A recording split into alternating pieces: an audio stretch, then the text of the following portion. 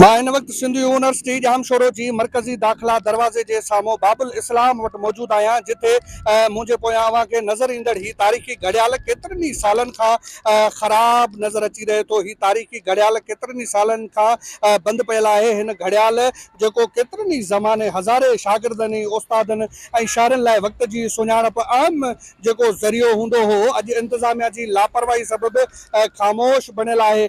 बाबुल इस्लाम रुगो यूनिवर्सिटी जो दाख़िला दरवाज़ो न, पर सिंध जी वॾे आलमी इदारे जी सुञाणप आहे। अव्हांखे ॿुधाईंदो हलां त रोज़ानो हज़ारे माण्हू जेके हितां अचु वञु कंदा हुआ, पर अॼु सालनि खां हिकु ई वक़्तु बीठल ही घड़ियाल सिंध यूनिवर्सिटी जी तारीख़ी वरसे ॾांहुं बेध्यानी जो जेको तासिर ॾेई रहियो आहे। असल में जामसुर जेको आहे तालीम दरसगाहनि जो शहर आहे ऐं ही सिंध यूनिवर्सिटी जो जेको गेट आहे, मथां घड़ियाल हिकिड़ी सूंहं हूंदी जामसुरे जी।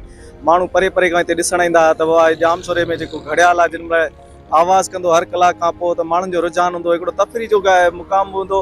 पर अफ़सोस आहे जो सिंध यूनिवर्सिटी जेकी इंतिज़ामिया उन नाइली करे या करप्शन जे करे ही घड़ियाल केतिरनि सालनि खां बंदि आहे। असां हुकूमत खे इहो चवंदासीं त हिन ते नोटिस वठे त जीअं जेको आहे ही रौनक ॿीहर बहाल थी सघनि। तकरीबन काफ़ी टाइम थी वियो आहे बंदि आहे, इहो थियणु घुरिजे। असां स्कूल ॾियूं, असां इंतिज़ामिया खां गुज़ारिश था कयूं त जल्द खां जल्द यूनिवर्सिटी जी सूंहं आहे गेट, ओल्ड गेट, पुराणो गेट आहे, ऐं घड़ियाल जेको आहे सो ठारायो वञे। ऐं हिन खां अलावा मुख़्तलिफ़ डिपार्टमेंटनि में पीअण जो पाणी कोन्हे, गर्मी जेको आहे सो ज़्यादा आहे। कुझु डिपार्टमेंटनि में पाणी पीअण जे लाइ थधो हूंदो आहे, कुझु में मौजूदु ई कोन्हे पाणी। त असां इंतिज़ामिया खे उहो बि गुज़ारिश कंदासीं त मुख़्तलिफ़ डिपार्टमेंटनि में स्टूडेंट जे पीअण लाइक़ु पाणी ॾिनो वञे। ऐं इन खां अलावा ॿियूं खोड़ सारियूं कमियूं कुतायूं आहिनि, बहरहाल उहो इंतिज़ाम में आहे।